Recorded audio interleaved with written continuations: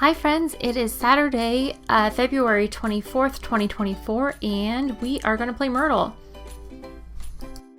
We are just going to quickly go through the basics of the game if you haven't played. So it is a deductive reasoning puzzle. You go through each weapon, suspect, motive, and location is assigned to one place. So that means that you can't have one suspect in two locations or with two motives and vice versa. So everything is unique in this case. It also, you'll see it says only one was the murderer today. That's because you will start to recognize some of these characters in the future. So as you got to kind of play some more, you may see, for instance, I think this is Coach Raspberry come back. But if Coach Raspberry is the murderer today, it means nothing about tomorrow. So make sure you don't bring in any additional bias from that. So we've got a few things here to help us solve the puzzle. We have our clues and evidence, so we can go through each of these and figure out what we know about the crime. And then below we have statements. This one's a bit tougher, at least for me. On certain days you'll get a longer list of clues, and you'll actually see one in red at the bottom up here in this initial piece where it will say something about the victim, right? So maybe they were found in a particular place or they had been killed by a particular weapon. And that will tell you essentially what you need to know about the murderer once you finish out your grid here. But in this case, we don't have that. And what we're left with are these statements. In all of the cases, sometimes depending on the size of the grid, you'll have 3, 4, I think it gets up to 6 at sometimes. The point is, with each of these, there's always one lie and the remaining are true. So for this week, we know that we have 3 truths and 1 lie. All right, and we go through our grid just to give a quick example. You can use this to help figure out the puzzle by saying what things are and aren't. So X to mean no, check to mean yes, question mark to be let's find out, and then going back to blank there. All right, so we start off with an acorn was discovered beneath rusty chains.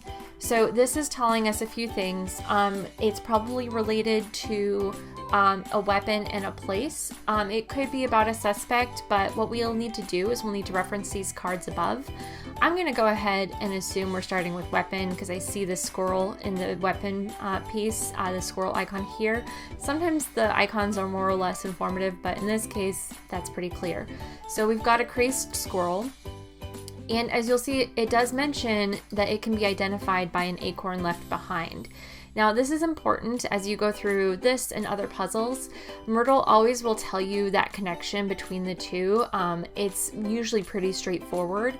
So for instance, in this case, we don't need to wonder if the acorn could be, for instance, I see the tree here, if the acorn is from the spooky woods. As you'll see, there's nothing related to acorns here.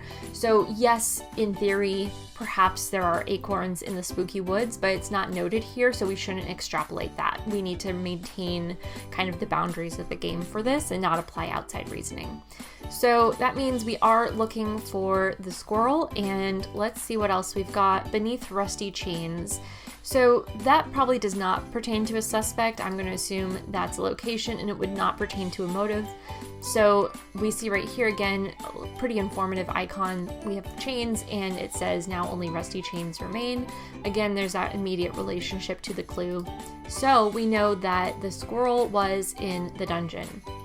So what we do to mark that in, we don't have any information yet about the suspect or the motive associated with either this location or this weapon. So we just want to find the intersection between the weapon and the location and fill that out. So that's right here. And we go ahead and move that to a yes. And this also means then that the tome and what is this? The goblet and the plague were not in the dungeon. So we go ahead and mark X's there to show that we've eliminated that location for those weapons. Similarly, we know that the squirrel could not have been in either the dining hall or the great hall, the spooky woods, or the secret chamber. So we are able to mark those off there. And that gives us these remaining spots. And of course, still ways to go, but we're off to a great start. We can go ahead and cross off this clue and move on here. So the game will sometimes give puzzles, so maybe you have to match a fingerprint to a suspect, you have to decode a message. In this case, we're decoding a message. This is just a simple anagram. Sometimes it will be more of like a complicated code that requires a decoder, and they supply you with that, so you can click on this decode and see what it would be. I'm going to go back. So actually, this is a good example. Because this is a simple anagram, they're not giving you a decoder. They're saying like, nah, go figure it out yourself. So this one, I have gotten pretty good at the anagrams with playing this puzzle. It used to be one of my hardest puzzle things, but this is the person with a poisoned goblet wanted to silence a witness. And if you're looking for some help with this too, check out the cards up here. Look for the, look for any interesting letters, right? So we have G and B together. That's only here. So we know that that's poison goblet. Things like that can kind of help you get the clue. But in this case, we know person, poison goblet, silence a witness. So what we're going to do here, because we don't have any information about location or suspects, we just know the weapon and the motive. So we find that intersection. So we've got the goblet and is this, yeah, to silence a witness. So we can go ahead and do this. Alrighty. Now we have one other piece of information here. Because we know that the squirrel is assigned to the dungeon, that is an item in a place that is not this item, right? So we now know that this goblet cannot be, just as we have marked it off here. Now we can mark it off here with the motive, right? So as we learn more about the goblet and the person who wanted to silence a witness, we can start to mark off more because we know its relationship or lack thereof to this other clue. In this case, the reverse is not true because we've already got that covered here in terms of knowing that the squirrel was not, attached to this motive. But we are able to get in this additional piece of information about this location and motive because they do not align with this item and this location. So a bit of an extra clue that you can get there, and that's something that's really helpful. So as you start to work through these, make sure you're looking for that additional piece of information. Pretty much every time I'm like scratching my head and I'm not sure exactly what to do next, it's because I've missed something like that. Go ahead and cross that off. Whoever wanted to break into the industry had red hair. So that's telling us about a suspect, so I'll go ahead and flip to our suspect cards. One thing I'll note is that you'll sometimes get descriptions about the suspects, maybe in terms of like if they're right or left-handed, or if they're a Virgo or a Pisces, or what color their hair is, or what color their eyes are. In the event that you have multiple people, so let's say for instance we had these two both with red hair, what you would do in that case is you would mark no's for Judge Pine and Cerulean if we knew that both Mixed Tangerine and Coach Raspberry had red hair. You'd mark these two as no, and you wouldn't mark a yes. That's not a deterministic clue in the event that you have multiple people who meet that criteria, but it does eliminate the people who don't meet that criteria. So let's go through. We see Judge Pine has black hair, so that's not our person. We've got blonde hair, so that leaves Cerulean with red hair. So that's our person. And they wanted to break into the industry. So we're going to do Cerulean, and let's look at the motives just to see which one's which. Break into the industry, so we gotta find that spinning wheel. There we go. So that's a bit of additional information here. The other thing we know is that because we know Cerulean's motive now, we know that this is not Cerulean's weapon of choice because it's attached to this motive and not Cerulean's motive. So we can go ahead and also mark this in. That's the extra clue that we get there. I don't think we know anything yet about the dungeon, so we won't do anything with the squirrel or the dungeon just yet. So I'll go ahead and cross that out.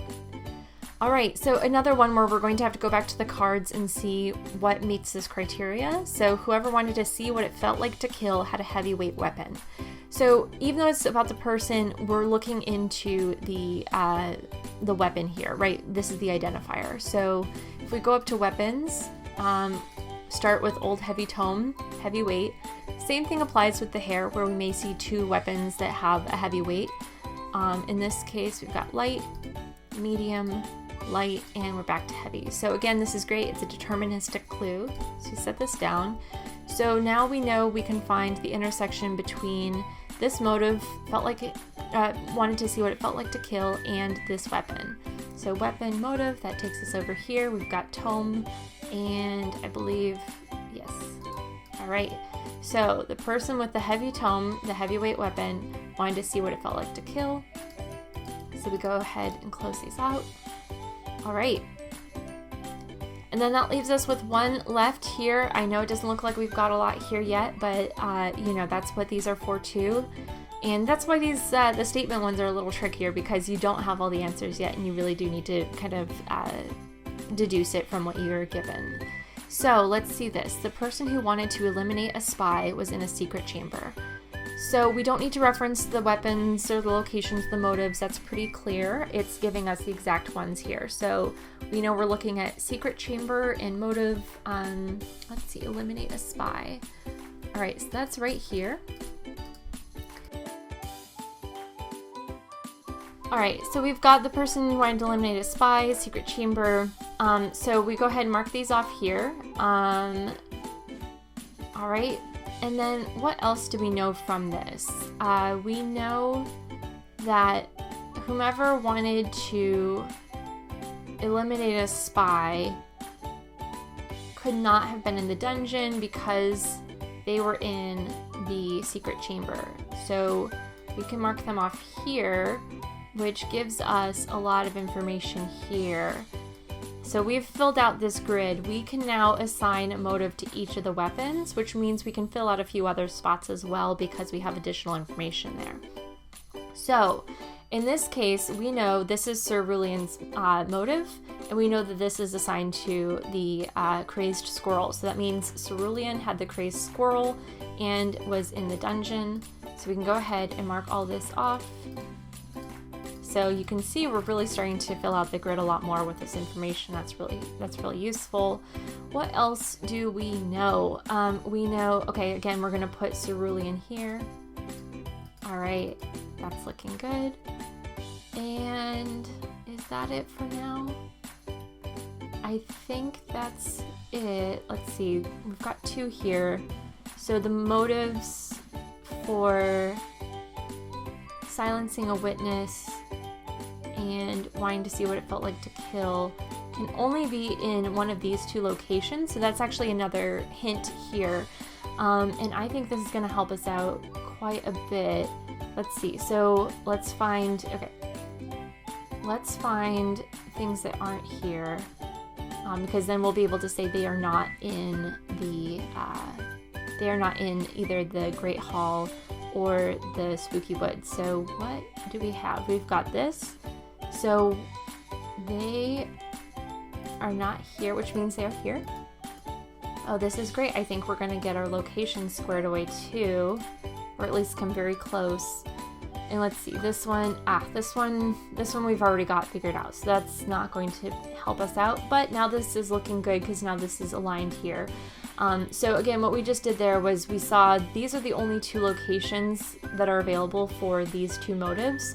So we wanted to make sure that that lined up here, and that was allowing us to figure out that whomever had the ancient plague could not have been in either of these two places, and because we already know who and what was here in the dungeons, that left us with 3 X's and only one remaining spot. So that means that we can now say that whomever brought the ancient plague was in the secret chamber, which I guess we knew from that, but let's pretend.